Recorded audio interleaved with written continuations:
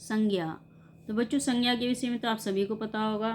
तो आपका कोई ना कोई नाम होगा, आपके घर में जितने भी सदस्य हैं उनका भी कोई ना कोई नाम होगा, आपके आसपास जितनी भी वस्तुएं हैं उनका भी कोई ना कोई नाम होगा। तो संसार में जो भी बना है उसका कोई ना कोई नाम होता है। तो ये जो नाम होते हैं ये किसके अंतर्गत आते हैं? ये आते हैं संज्ञा के अंतर्गत।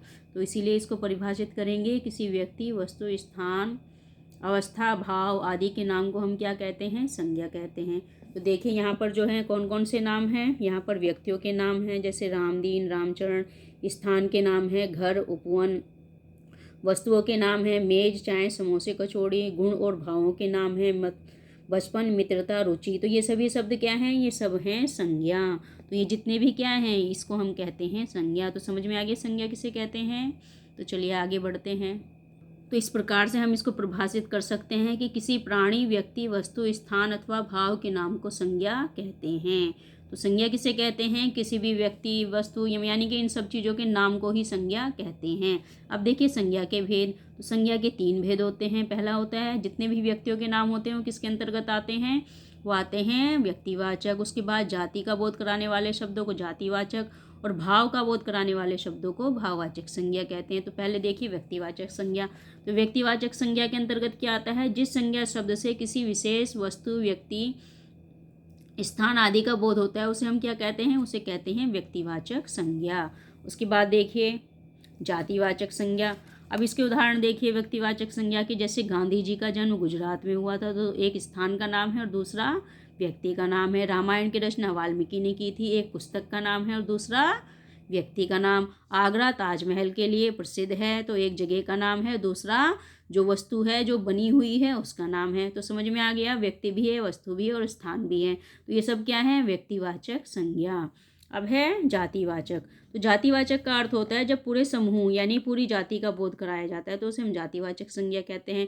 तो जो संज्ञा शब्द किसी प्राणी, स्थान अथवा वस्तु की पूरी जाति का बोध कराएं उसको हम क्या कहेंगे? जातिवाचक संज्ञा।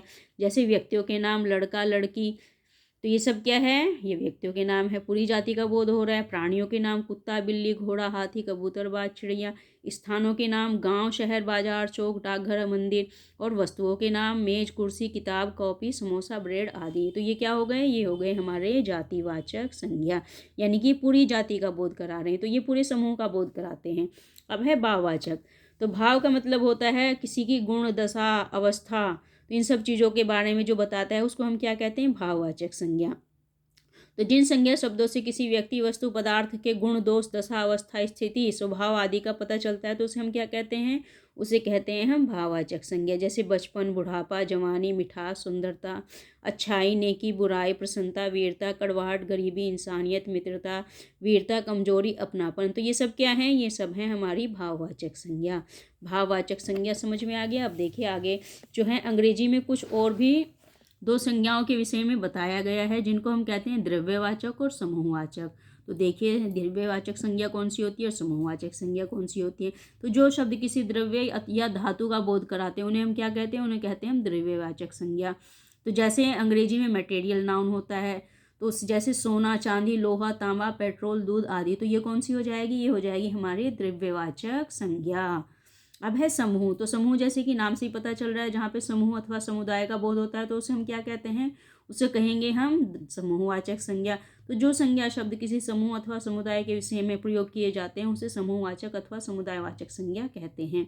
इसे इंग्लिश में कलेक्टिव नाउन कहा जाता है, जैसे कक्षा, सभा, सेना, झुंड आदि। तो आप क्लास में बैठे हो तो वो क्या है? वो भी समूहवाचक संज्ञा है। जब आप प्रेयर में खड़े होते हैं तो सभा होती है तो वो भी समूहवाचक संज्ञा है। सैनिक सेना में होते हैं तो वो क्या है? समूहवाचक संज्ञा। तो ये सारी संज्ञा कौन सी हो गई हैं? ये अलग 2 संज्ञा हो गई हैं। तो इस प्रकार से समझ में आया बच्चों संज्ञा क्या होती है। तो संज्ञा होती है ये, यानी कि संज्ञा के 3 भेद होते हैं, व्यक्तिवाचक, जातिवाचक और भाववाचक। और अंग्रेजी से 2 अलग से लिए गए हैं, द्रव्यवाचक और समूहवाचक। तो समझ में आ गया आपको पाठ। तो आशा करते हैं ये चैप्टर आपको अच्छे से समझ में आ गया होगा। यदि समझ में आया तो मेरे चैनल को सब्सक्राइब करें, लाइक और शेयर करें।